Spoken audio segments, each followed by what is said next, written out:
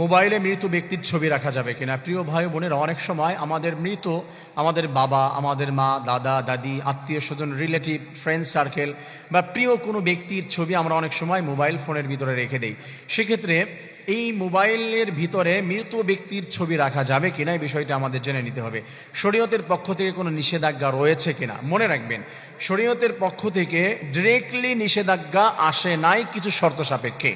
যদি এই শর্তগুলি থাকে, হ্যাঁ, আমরা যদি আমাদের খুব কাছের কোনো ব্যক্তির ছবি রাখি বাবার স্মৃতিগুলো ধরে রাখার জন্য, কারণ বাবাকে দেখলে মনে পড়ে হচ্ছে তাকে ভালোবাসা তার প্রতি থেকে যাবে, এ ধরনের টেন্ডেন্সি থেকে অনেক সময় আমরা ছবি রাখি। যদি কারণগুলি থাকে, তাকে দেখে খুব বেশি কান্নাকাটি করে, যেটা শরীয়তে নিষেধ করা হয়েছে, মৃত ব্যক্তির জন্য খুব কান্নাকাটি করো না।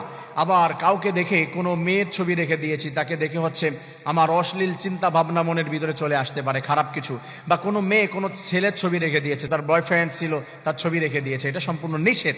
তবে সাধারণভাবে আবেগের কেউ, ভালোবাসার কেউ তার ছবি রেখে দেওয়াতে যদি তাকে একটু মনে পড়ে, তার প্রতি ভালোবাসা হয়, দয়া আসে, এই দৃষ্টিভঙ্গি থেকে যদি হয়, সেক্ষেত্রে রাখা যেতে পারে। তবে এই নিষেধাজ্ঞাগুলো, এইগুলো যদি দেখা যায়, তাহলে হচ্ছে তার ছবি মোবাইলের ভিতরে রাখা যাবে না, ইভেন কোথাও রাখা যাবে না। কান্নাকাটি করে বা তাকে দেখে ভয় পায়।